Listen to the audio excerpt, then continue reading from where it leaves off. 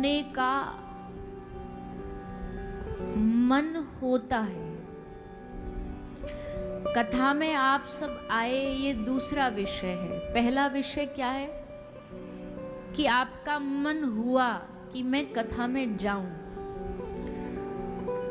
वो जो मन होना है, वो मन होना अपने किसी प्रारब्ध से नहीं होता है। वो मन होना अपने किसी पुण्यों से नहीं होता है। पर जब भगवान को भी कभी कभी हमारी बहुत याद आती है, जब भगवान को कभी कभी हमारा बहुत स्मरण होता है, तब वो क्या करते हैं? तब वो जीव के हृदय में, सत्संग में, कथा में, मंदिर में, धाम में, गुरुद्वार पर जाने का मन में प्रेरणा जगाते हैं। जब ठाकुर जी को लगता है ना कि अब बहुत समय हो गया इसको मुझसे दूर हुए हुए, बहुत समय हो गया मुझसे भटकते हुए, तब ठाकुर जी कृपा करते हैं और कृपा करके आपके भीतर प्रेरणा देते हैं कि चलो थोड़ी देर आकर के मेरी कथा में बैठो, थोड़ी देर आकर के मेरे धाम में बैठ कर के मुझे याद करो। ये भगवान की प्रेरणा है, भगवान की याद है। लोग कहते ना, हम भी कहते कथा में, आप भगवान को याद करो, ये बड़ा विषय इतना नहीं है जितना भगवान आपको याद करें, ये बड़ा विषय है। तो आपको हम अपने आप को भी याद दिला रहे और आपको भी याद दिला रहे कि आप सब यहाँ बैठे हो, ये इस बात का प्रमाण है कि ठाकुर जी ने आप सबको याद किया है, तभी आप सब यहाँ बैठे। भगवान याद ना करते तो इस जीव का मन करता ही नहीं भगवान से जुड़ने का। भगवान से जुड़ने का अगर इसका मन किया, इसका मतलब भगवान ने इसे याद किया है, भगवान ने इस पर कृपा करी है। भगवान की स्मृति हो जाना, उनके चरणों में आकर के बैठ जाना, उनकी कथा में रस आना, उनकी कथा, उनका नाम ऐसा बन जाए जीवन में कि उसके बगैर चैन नहीं आए। एक शराबी को शराब की लत ऐसी लग जाती है कि उसको सारी दुनिया भी दे दो ना तो उसे वो नहीं चाहिए, वो पागल हो जाता है अगर उसे नशा ना मिले तो। उसका दिमाग काम नहीं करता, उसका शरीर कांपने लगता है। वैसे ही भगवत अनुग्रह से, भगवत कृपा से जब किसी भक्त वैष्णव को इस प्रकार की ललक लगती है, इस प्रकार की लालसा, कृष्ण दर्शन लालसा, भागवत का परिणाम क्या है, भागवत का फल क्या है?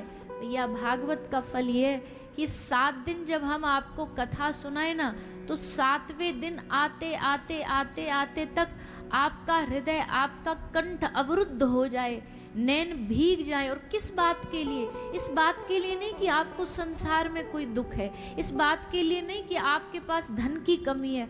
आपका हृदय इस बात से रोए कि मेरा कितना सारा जीवन भगवान के बिना बीत गया, मेरे कितने श्वास भगवान के नाम के बगैर बीत गए, मेरा कितना सारा जीवन भगवान के बिना बीत गया। और आश्चर्य की बात यह है कि जब भगवान की याद नहीं आती, उसके बाद भी हमारे मन में रत्ती भर भी बेचैनी नहीं है, हमें दुख नहीं है, हमें पश्चाताप नहीं है। हमें पश्चाताप नहीं होता कभी भी कि अरे राम, ठाकुर जी ने हमको कैसा कीमती जीवन दिया था और उस कीमती जीवन में हम भगवान को याद भी नहीं कर पा रहे, हम भगवान को स्मरण भी नहीं कर पा रहे। जब तक हृदय में पश्चाताप पैदा नहीं होगा, कथा सुन करके हम बार बार कहते भैया, कथा कोई नाचना गाने का नाम नहीं है, कथा केवल भीड़ का नाम नहीं है। कथा सुन करके हम केवल हंस भर लें, ये भी कथा का फल नहीं है। पर कथा सुन करके हमारा हृदय द्रवीभूत हो जाए, आंखों से पश्चाताप बहने लग जाए कि हे नाथ, जो बीत गया सो बीत गया, अब मैं आपका कैसे बनूं, अब मैं आपका कैसे हो जाऊं, ऐसी मुझ पर कृपा करो, ऐसा मुझ पर अनुग्रह करो, मुझे अपना लो, मुझे स्वीकार कर लो। अगर प्रभु कहेंगे कि तुझ में ऐसा कौन सा गुण है जो तुझे स्वीकार कर लूं मैं, कम से कम कोई गुण तो गिनवा, तो भक्त कहता अगर गुण गिन कर के ही आप तारते तो आपने अजामिल को क्यों तारा? अगर गुणों से ही तारते आप तो आपने गणिका नामक वैश्या पर कैसे कृपा कर दी? गीध पर, अजामिल पर, जटायु पर आपने इन सब पर कृपा करी, आपने इन सबको अपना बनाया। हे नाथ, अगर आप मेरा गुण ढूंढोगे ना तो गुण मेरे भीतर एक तृण मात्र भी नहीं मिलेगा, एक तृण मात्र भी नहीं मिलेगा।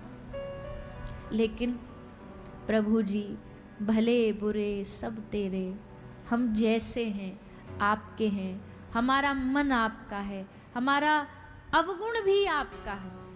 जब आप किसी को कहते हो ना मैं तेरा हूं, तो मैं तेरा में हूं में दोनों आ जाता है, गुण भी उसके हैं, अवगुण भी उसके हैं, पाप भी उसका है, पुण्य भी उसका है। हाँ, हम क्या करते, हम अवगुण तो कह देते भगवान का है, पाप तो कह देते भगवान आप ही सब कराने वाले, पुण्य का हमें खुद को स्वयं को अभिमान हो जाता है।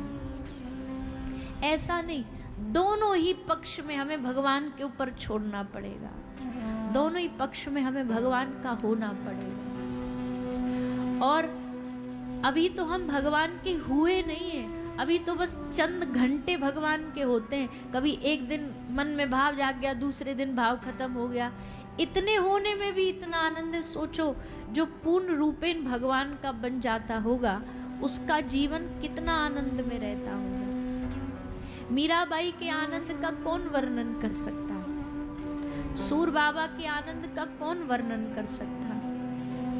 जिनके इशारे पर ठाकुर जी जब बुलाएं तब आ जाएं, जब देखो तो पीछे पीछे आगे आगे लकुटिया लेके सूरदास को चलाते थे कि सूर कहीं गड्ढे में न गिर जाए, सूर को कहीं कुछ लग ना जाए।